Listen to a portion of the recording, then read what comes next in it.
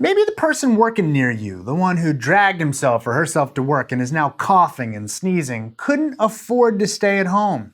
Each week, about 1.5 million Americans without paid sick leave go to work despite feeling ill. At least half of employees of restaurants and hospitals, two settings where disease is easily spread, go to work when they have a cold or the flu, according to a recent poll. To address that issue, Chipotle began offering paid sick leave to all of its employees in the United States this year. The restaurant chain is hoping to reduce the spread of infectious disease, like the norovirus outbreaks traced to its restaurants last year and earlier this year. Though many other industrialized countries already require employers to offer paid sick leave to all employees, the United States does not. Shocked you are, I know. That's the topic of this week's Healthcare Triage.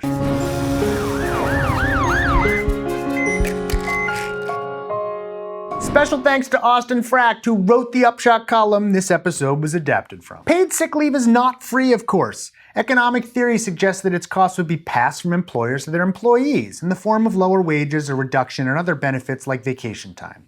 Yet employees and their coworkers may be better off with an incentive to take time off when sick. A number of recent studies point to the benefits. One by Philip Susser, now a medical student, and Nicholas Zebarth, a Cornell economist, backs up Chipotle's theory that paid sick leave could reduce the spread of contagion. Their study, published in Health Services Research, estimated that 45% of the American workforce does not have paid sick leave. That's about 50 million workers. Low-income mothers are particularly likely to work while sick. Another study in Health Affairs explains why. It found that families with less ability to afford unpaid time off are more likely to lack paid sick leave. According to the study, 65% of families with incomes below $35,000 had no paid sick leave, while the same was true of only 25% of families with annual incomes above $100,000. Paid sick leave slows the spread of disease. Cities and states that require employers to offer it, like Washington, D.C., Seattle, New York City, Philadelphia, as well as Connecticut, California, Massachusetts, and Oregon, have fewer cases of seasonal flu than other comparable cities and states. Flu rates would fall 5% if paid sick leave were universal. According to one estimate, an additional 7 million people contracted the H1N1 flu virus in 2009 because employees came to work while infected. The illness led to 1,500 additional deaths. Sick leave has other benefits besides reducing flu deaths. For example, workers may use it for preventive care, forestalling subsequent, more disruptive health problems. Workers lacking paid sick leave are more likely to delay needed medical care, a finding that holds for both insured and uninsured workers. In other words, though health insurance helps people pay for health care, it does nothing to help them afford to take time off and get it. Sicker workers may be more prone to job-related injuries. One study found that even within industries in which accidents and injuries are relatively more likely, like forestry, mining, and construction, workers with paid sick leave experienced fewer of them than workers without it. Another study found that employees who work while sick are more likely to have heart attacks than those who take time off. Paid sick leave may also enhance productivity and reduce turnover. One study estimated that the lower productivity of sick workers costs employers as much as their medical care. Children benefit from their parents' paid sick leave too. Most directly, it helps workers afford to care for sick children.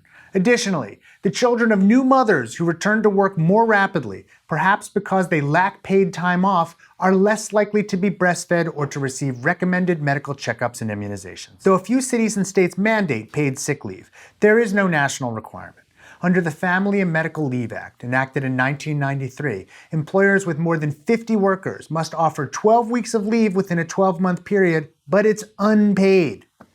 Because of a new Obama administration rule, an estimated 300,000 private sector employees working on government contracts will get paid sick leave starting on January 1st.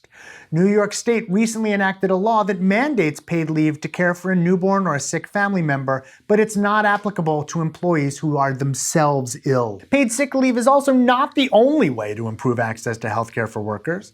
The ability to see a doctor or a nurse outside of business hours, for example, via telemedicine or at a health clinic, at a drugstore, or other retail location, can also improve access to care. We tend to focus on healthcare coverage as the only way to reduce the cost of care to patients, but there are many other costs we rarely consider, time taken from work among them.